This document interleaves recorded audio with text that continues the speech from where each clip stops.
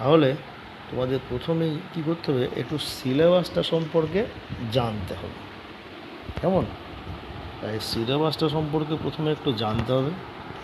এটা যদি তোমরা যদি ঠিকঠাক জেনে ফেলো, তাহলে দেখবা তোমাদের কাছে বিষয়টা অনেকটাই কী হয়ে যাবে, অনেকটাই সহজ সরল হয়ে যাবে, তাই না?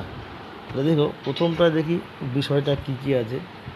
তোমরা জানো এই 100 নম্বরের এই বিষয়টা কি না, 40 নম্বর থিওরি আর 60 নম্বর প্র্যাকটিক্যাল। তাহলে থিওরি হচ্ছে 40 মার্কস আর প্র্যাকটিক্যাল হচ্ছে 60 মার্কস, টোটাল 100 মার্কস। বোঝা গেছে? তাহলে এই টোটাল 100 নম্বর, 11এও 100, 12এও 100। তাহলে এখানে প্র্যাকটিক্যালের অংশটা অনেকটাই বেশি, এবং প্র্যাকটিক্যালে আশা করব আমি যখন প্র্যাকটিক্যালে ক্লাস করাবো অফলাইনে তোমাদের সামনাসামনি, তোমরা মনোযোগ সহকারে প্র্যাকটিক্যাল ক্লাস করবে।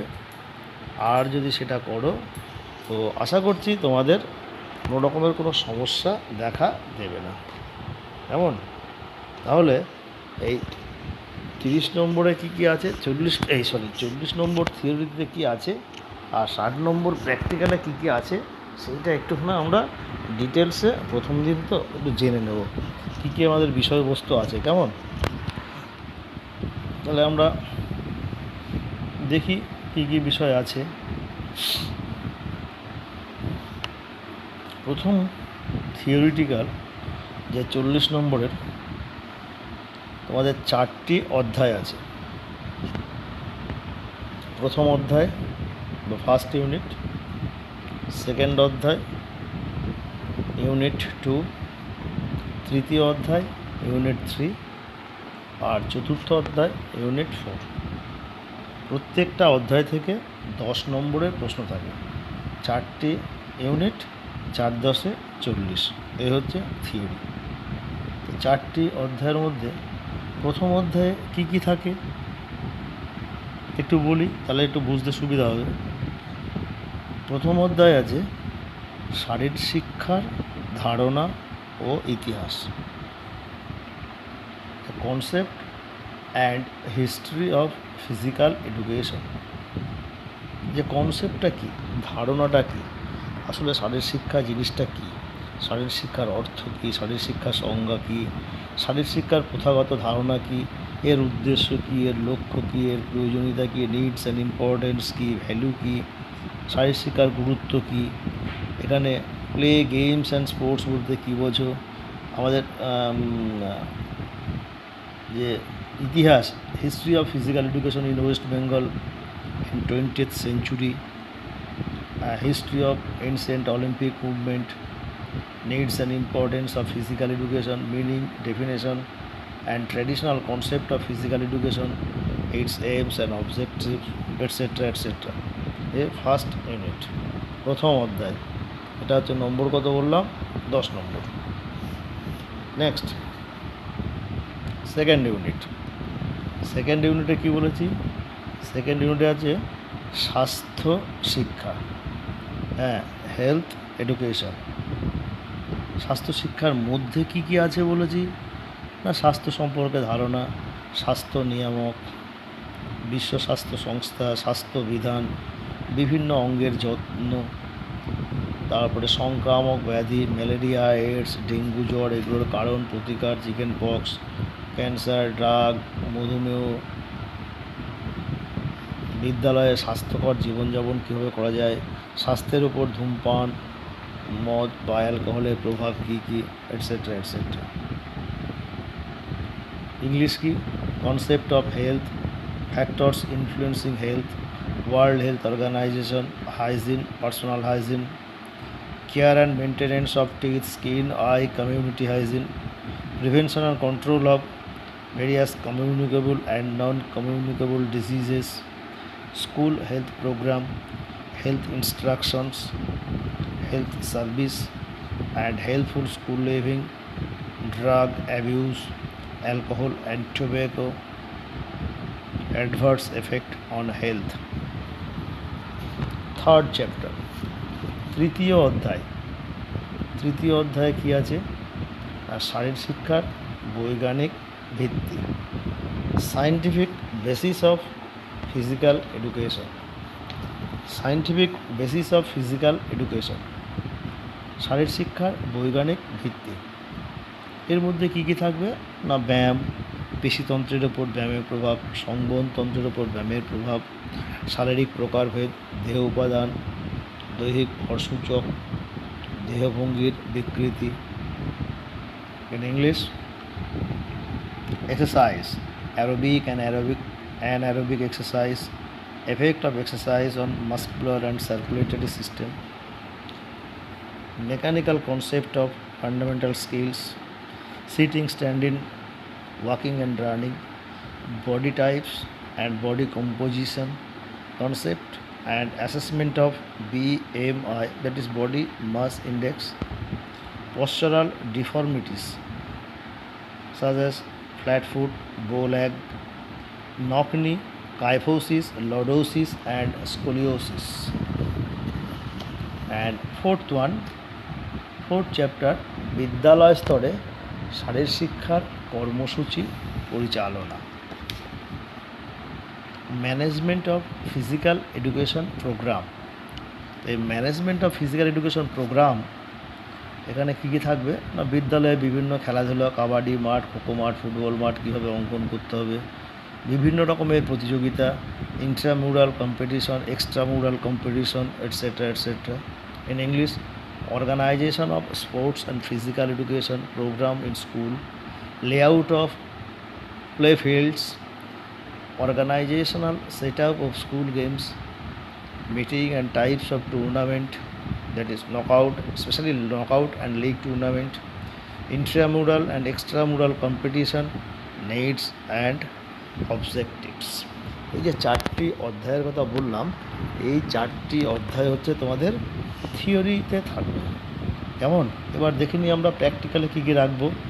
প্র্যাকটিক্যাল ফুল মার্কস 60 নম্বর। তাহলে প্র্যাকটিক্যালটা হচ্ছে কি মোর এসেনশিয়াল এফেক্টিভ, তাই না? সেই জন্য প্র্যাকটিক্যালটা খুব গুরুত্ব সহকারে দেখতে হবে। এটা হচ্ছে 60 নম্বর আছে, এবং এই প্র্যাকটিক্যালটা আশা করি তোমরা যে রেগুলার স্কুলে ক্লাস হবে, আশা করি তোমরা যখন পড়বে তোমাদের ক্লাসটা রেগুলার হয়েই যাবে স্কুলে। আবার এখনকার এই বর্তমান পরিস্থিতি আর থাকবে না, আদারওয়াইজ প্র্যাকটিক্যাল একটু মুশকিল হবে অনলাইনে।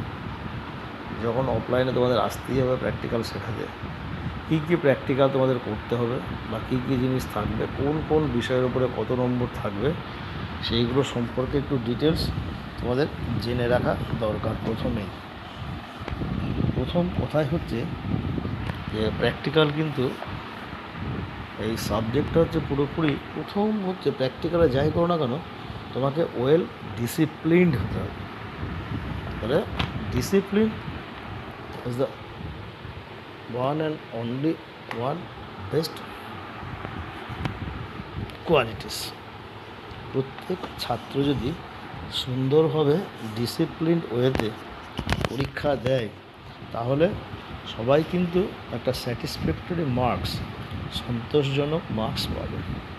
এই প্রসঙ্গে কথা বলে রাখি যে ফাইনাল পরীক্ষা যখন হবে 12 বোর্ড এক্সাম এইচএসে, তখন কিন্তু বাইরে থেকে 2 বা 3 এক্সামিনার আসবেন, তাদের সামনে প্র্যাকটিক্যাল পরীক্ষা তোমাদের দিতে হবে। তো সেই জন্যে যদি এটা ইন্টারনাল হতো, পুরোপুরি ফুললি ইন্টারনাল, তাহলে সমস্যাটা অতটা থাকতো না। যেহেতু বাইরে থেকে এক্সামিনার আসবেন, সেই জন্য এই প্র্যাকটিক্যালটা খুব সুন্দরভাবে তোমাদের এক্সিকিউট করতে হবে। ঠিক আমি যেরকম বলবো সেরকম করলে আশা করছি তোমাদের খুব একটা অসুবিধা হবে না। এবং এইটা করতে গেলে প্রথম কথা যেটা বললাম কি, সবাইকে ওয়েল ডিসিপ্লিনড হতে হবে। বাইরে যখন যে যা করবে ব্যাপার নয়, কিন্তু in class situation at the type of examination একদম সুশৃঙ্খলভাবে তোমাদের পরীক্ষা দিতে হবে। এবং এই সুশৃঙ্খলভাবে পরীক্ষা দিতে গেলে তোমাদের সবারই বিহেভিয়ার এবং ম্যানারটা ওই সময়ে সঠিক হতে হবে। আর তোমাদের ওয়েল ড্রেসড, যে ড্রেস ব্যাপারটা তোমাদের ওয়েল ড্রেস হতে হবে। ওয়েল ড্রেস মিনস তোমরা যতজন ছাত্রছাত্রী থাকবে সবাই একই ধরনের পোশাক পরিধান করেই ক্লাসে অ্যাপিয়ার হতে হবে পরীক্ষার সময়। তো সেই জন্য ইউনিফর্ম দরকার। এই ইউনিফর্ম আমরা প্রত্যেক বছর আমাদের স্কুলে যেটা করে থাকি, একটা ট্রাকস্যুট আপার এবং লোয়ার, সেই ট্রাকস্যুট আমরা সবাইকে কিনতে বলি, সবাই ট্রাকস্যুট কেনে। এই ট্রাকস্যুটের সামনের দিকে স্কুলের লোগো লাগানো এবং পিছনের দিকে স্কুলের নাম লেখা থাকে। সবাই ট্রাকস্যুট পরে আসবে, ভিতরে ইনার হোক বা কোনো হোয়াইট টি শার্ট পরে আসতে। বয়েজ যারা ফুটবল খেলবে তারা অবশ্যই শর্টস এবং কিডস ইউজ করবে। আর সবার পায়ে কিন্তু শু থাকতে হবে, white colour shoe. It may be kids, it may be PT shoe, whatever it may be, white shoe. কোনো রকম চটি, চপ্পল বা খালি পায়ে পরীক্ষায় অ্যাপিয়ার হওয়া যাবে না। তাহলে বোঝা গেল কি বললাম? তাহলে সবাইকেই ইউনিফর্ম পরতে হবে। ইউনিফর্ম মানে স্কুলের ইউনিফর্ম নয়, আমাদের মাঠের জন্য, এই ফিজিক্যাল এডুকেশনের জন্য, প্র্যাকটিক্যাল পরীক্ষার জন্য একটা ইউনিফর্ম করি আমরা। সেই ইউনিফর্ম করার জন্য দোকানে কথা বলে তোমাদের যা যা টাকা লাগবে সেই টাকাটা তোমাদের সবাইকেই প্রোভাইড করতে হবে। সেই টাকাটা দিলে পরে আমি অন্যবার যেটা করি, টাকা ছাত্ররা দেয়, আমি কন্ট্যাক্ট করে অর্ডার করিয়ে দিই, সে তারা আসলে পরে পরপর দিয়ে দিই। কিন্তু টাকা অ্যাডভান্স আগে দিতে হবে। সেটা আবার যখন সাক্ষাতে কথাবার্তা হবে, কবে কখন কত দিতে হবে সেটা সব বলে দেবো। কেমন? তাহলে দেখো, আগে প্র্যাকটিক্যালের জিনিসগুলো বলে দিই কী কী আছে। প্রথম আছে গ্রুপ এ, ফর্মাল অ্যাক্টিভিটিস। সেখানে থাকবে গিয়ে মার্চিং, ব্রতচারী, ক্যালিস্থেনিক্স। আমরা আমাদের স্কুলে ক্যালিস্থেনিক্স পড়াবো। ক্যালিস্থেনিক্সের 11-এ একটা টেবিল, 8টা ব্যায়ামের একটা টেবিল, 12-এ গিয়ে আর একটা টেবিল আমরা শিখব। তাহলে প্রথমে হচ্ছে 10 নম্বর হচ্ছে ফর্মাল অ্যাক্টিভিটিস। সিলেবাসে আছে মার্চিং, ব্রতচারী, ক্যালিস্থেনিক্স। আমরা স্কুলে ক্যালিস্থেনিক্সটাই করব। তাতে বিভিন্ন প্রকারের ব্যায়াম থাকবে, neck exercise, arm exercise, trunk exercise, leg exercise, etcetera etcetera. Next group B, athletics, 10 marks. এখানে কি থাকবে অ্যাথলেটিক্সের মধ্যে? না, পারফরমেন্সে 5 নম্বর আর টেকনিকে 5 নম্বর। অ্যাথলেটিক্সে কী কী জিনিস আছে? আছে দৌড়, running, block start, technique of running and finishing. এটা হচ্ছে রানিং, দৌড়, এটাই আমরা করে থাকি। এছাড়াও যদি কেউ মনে করো যে শর্টপাট বা লৌহগোলক নিক্ষেপ, ডিসকাস নিক্ষেপ, হাই জাম্প, লং জাম্প ইত্যাদি দেখাতে চাও বা করতে চাও, তাহলে সেগুলো করতে পারবে। এই অ্যাথলেটিক্স হচ্ছে 10 মার্ক। নেক্সট গ্রুপ সি, যোগাসন অ্যান্ড জিমনাস্টিক্স। যোগাসন এবং জিমনাস্টিক্স এই বিষয়ে 5 + 5 10 নম্বর। যে সিলেবাসে যা আছে তার মধ্যে থেকে একটা যোগাসন, একটা জিমনাস্টিক্স ভালো করে প্র্যাকটিস করে রাখতে হবে। সিলেবাস যেগুলো আছে পরে আমরা বলবো।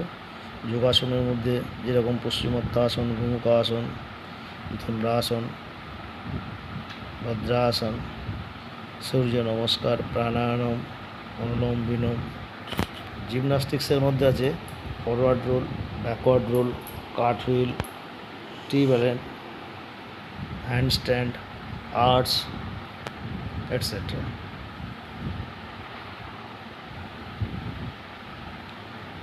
এরপরে group D. Group D also 10 marks. সেখানে আছে কি টিম গেম, মানে দলগত খেলা। এখানে handball, netball, football, volleyball, kabaddi, badminton, kho kho এইগুলো সব রয়েছে। তো আমাদের স্কুলে ছেলেরা সাধারণত ম্যাক্সিমামই ফুটবল আর খোখো খেলে। আর যারা এই দুটো, যারা ক্রিকেটে ধরো ন্যাশনাল করেছে বা নিজের অন্য যে কোনো একটা খেলায় ন্যাশনাল করেছে, তারা কিন্তু সেই খেলাও কিন্তু বা সেই খেলার বিভিন্ন রকমের স্কিল পরীক্ষার সময় দেখাতে পারবে। কেমন? আর মেয়েদের ক্ষেত্রে, গার্লসদের ক্ষেত্রে আমরা এখানে সাধারণত দেখি 1 নম্বরে খোখো, আর যারা একদম খোখো খেলতে অনিচ্ছুক তাদের জন্য ব্যাডমিন্টন ব্যবস্থা করে দিই। তবে খোখোটাই এখানে বেশি করা হয় মেয়েদের জন্য, টিম গেম।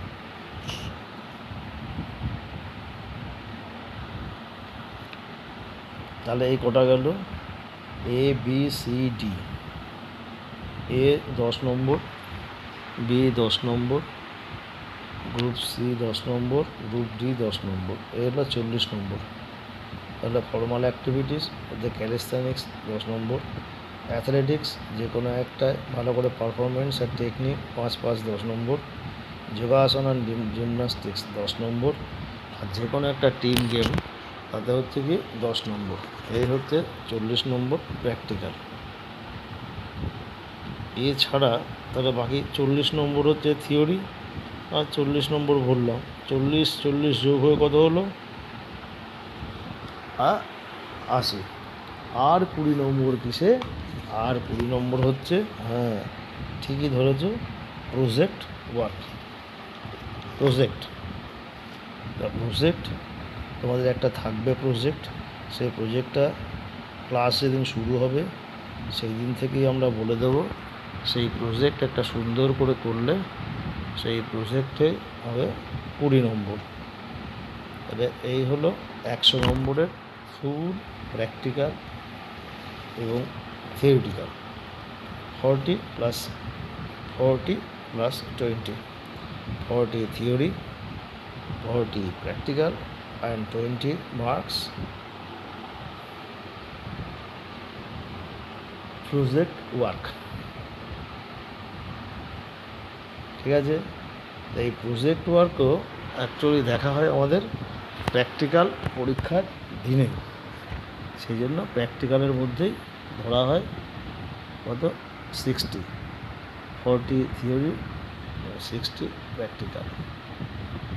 তাহলে আবারও বারবার তোমাদের সবাইকেই বলছি, এই প্র্যাকটিক্যালের জন্য তোমাদের সবাইকেই কিন্তু এখন থেকেই একটা করে ট্রাক স্যুট কিনতে হবে। যে ট্রাক স্যুটটা ইউনিফর্ম হবে, সবারই একই ধরনের ট্রাক স্যুট।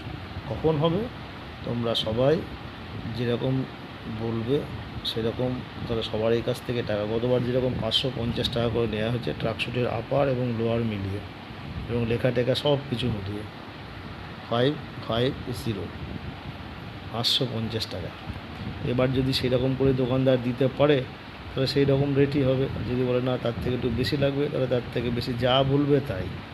সেরকম করে সবারই ইউনিফর্ম এবং কালারটা তোমরাই পছন্দ করবে, যে কালারের করবে সবারই একই রকমের হবে। ঠিক আছে? এই ট্রাক স্যুট কিন্তু সবাইকে কিনতেই হবে এবং সবারই পায়ে কিন্তু জুতো কিংবা কেটস সাদা রঙের থাকতেই হবে এবং সবারই বিহেভিয়ার, অ্যাটিটিউড ছাত্রসুলভ হতেই হবে এবং যখন অ্যাপিয়ার হবে সুশৃঙ্খলভাবে অ্যাপিয়ার হবে। আমার কথাগুলো ঠিকঠাক যদি মেনে চলো, আশা করছি প্র্যাকটিক্যালে 50-এর নিচে কেউ পাবে না, আউট অফ 60। কিন্তু কথা একটাই যে আমি ঠিক যেমন যেমন বলবো ঠিক তেমন তেমন করেই করতে হবে, ক্লাসে আসতে হবে, প্র্যাকটিস করতে হবে এবং পরীক্ষার সময় ঠিক সেরকমভাবে পারফর্ম করার চেষ্টা করতে হবে।